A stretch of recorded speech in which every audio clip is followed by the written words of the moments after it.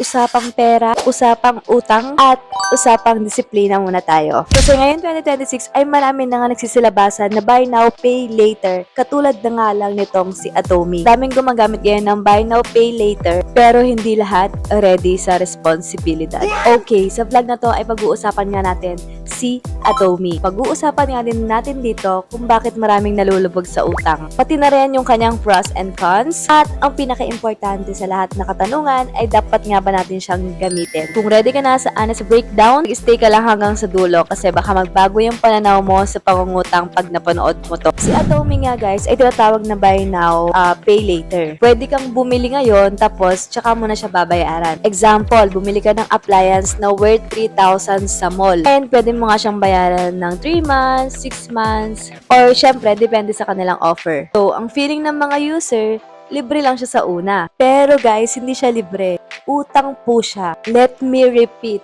Utang po siya na dapat bayaran sa schedule niya. May interest ba si Atomy? Short answer is depende po sa plan at promo. Minsan nagkakaroon ng zero interest na promo and installment without extra charge. Pero, hindi po ibig sabihin nun ay libre na. Usually, may conditions to. Yung mga merchant na pumapayag na zero interest. Pag kunyari bumili ka sa mall, tas okay lang sa kanilang zero interest. Meron din namang limited duration. For example, Christmas season, naka zero interest. At ito, kadalasan yung hindi napapansin, yung late payment fees. Kapag hindi ka nga nakabayad, syempre, may penalty ka. Meron ding additional fee. Worst possible na may limit reduction or account frozen. So, kahit zero interest ka, kapag na-late ka naman ng pagbabayad sa kanila, meron pa din po yung penalty. Ang totoong interest ay nakadepende po yan. Fees, sa penalties. Bakit nga ba may mga taong madaling malubog sa utang? Kasi nga, ang mindset nila ay affordable mindset. For example na lang, meron nag-offer sa'yo ng lending app na 5,000 at babayaran mo siya sa loob ng 6 months. At ang pagbabayad mo sa bawat buwan ay 1,666 pesos. So, mumultiply natin yon. Mumultiply natin yon sa 6 kasi nga 6 months yung 5,000 mo. So, ang total na babayaran mo sa kanila talaga ay 9,996 pesos. Guys, ano lang to ha? Example lang to. Kasi nga, ang nasa isip mo, 1,666 lang naman yun, madali lang naman siya bayaran monthly, doon ka talaga nalulubog sa utang. Kala mo, mababa lang siya.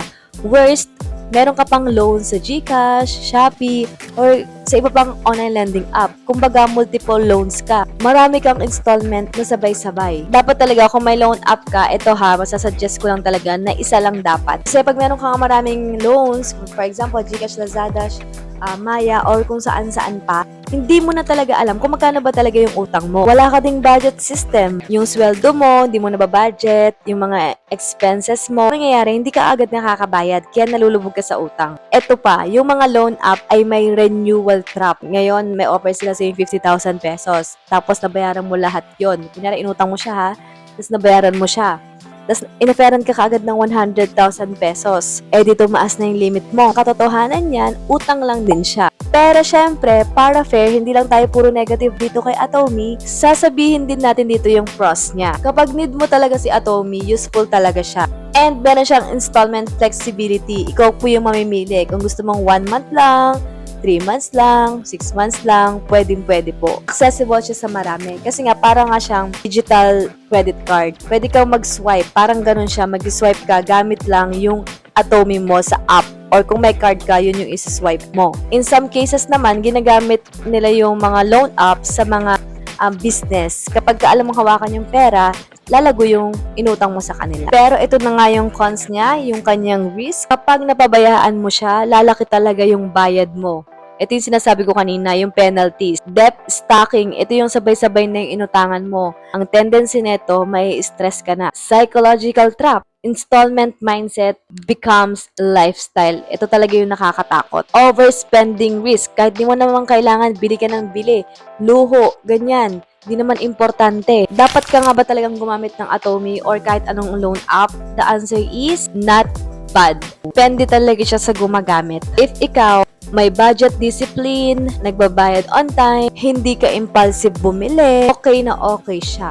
Pero kung ikaw itong tao na babanggitin ko, madaling matempt, walang budget tracking, at ginagamit lang pangluho. Delikado siya kasi nga nagiging problema na. Nagiging habit mo na din siya. Kung gagamit ka pa rin ng mga lending app or katulad nitong si Atomy, ito yung rule ko sa inyo. Mayroon akong 4 na rules dito. Rule number 1, buy needs not wants. Rule number 2, one active installment lang dapat ang meron ka. Rule number 3, always check yung due date. Rule number 4, huwag mangutang kung hindi mo siya kayang bayaran. Simple lang yung mga sinabi ko pero napaka-powerful. Ayun nga guys, yun yung aking honest review about dito kay Atomy. Ang takeaway dito is napaka-simple. Hindi po masama si Atomy or hindi masama mangutang kay Atomy. Pero napaka-delikado niya pag hindi mo talaga siya alam gamitin. Kasi sa dulo, utang is not free.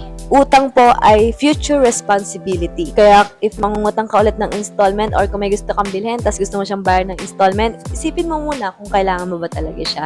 Yun talaga yung tanong na dapat mong masagot. Pag di mo siya kailangan, mag-post ka muna. Matuto kang magsabi ng no sa sarili mo. Alright, that's it for today. Stay smart, stay disciplined, and syempre, protect your future money. Bye-bye! God bless!